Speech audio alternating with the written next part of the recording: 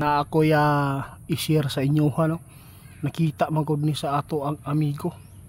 Nako po, amping ta diri sa Davao karon na kitaan ni kaibigan na aday may tabong sunog no. At least po mapaabot natin mga tao kapag nakapanood po sa atin na maingatan po nila ang kanilang mga outlet at saka yung mga anak nila naglalaro po ng posporo, yung makapagbigay ng apoy kaibigan. Kung saan naman po ding balitaan ni mo kaibigan.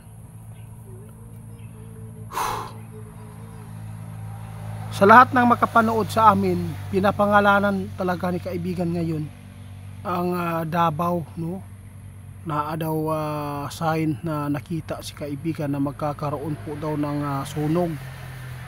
Hindi po si kaibigan nagbibiro nito. Talagang nakita lang po nila ito doon sa kanilang kaharian yung magaganap.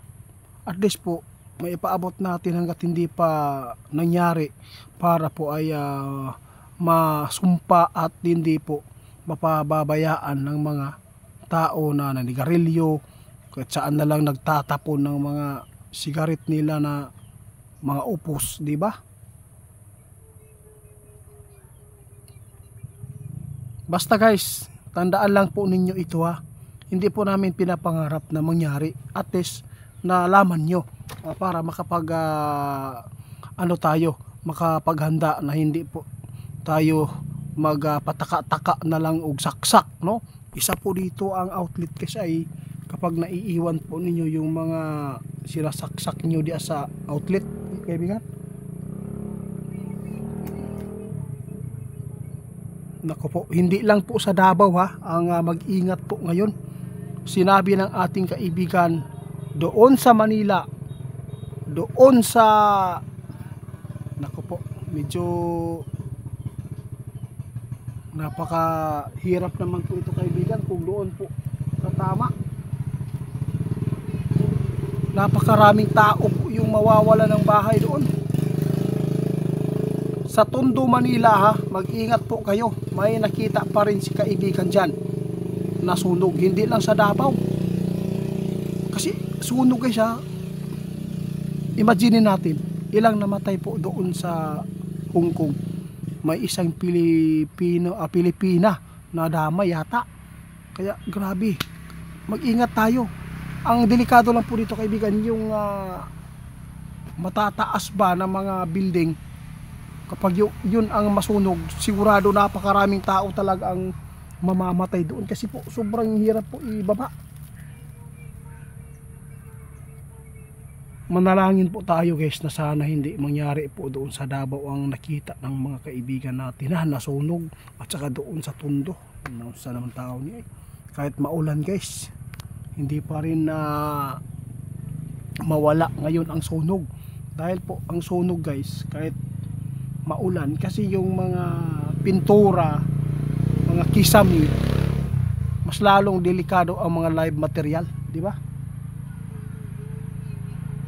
Kung sino man po ang makapanood sa aming video ngayon, dalawang lugar po ang pinapangalan, Luzon at Davao. Mag-ingat kayo dahil po walang masama na magpapaabot sa social media.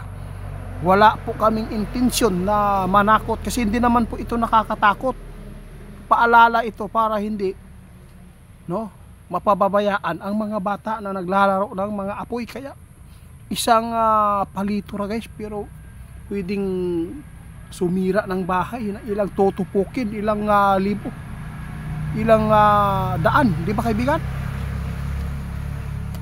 Kung sino man po yung tumanggap ng payo, paalala, sigurado ako guys, ligtas po kayo. Salamat kaibigan. Sige guys, si kaibigan aalis na.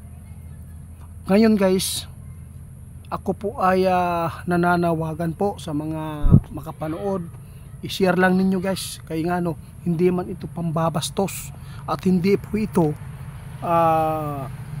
biro-biro, kasi importante ngayon na magmasid tayo. Tulungan po natin ang ating mga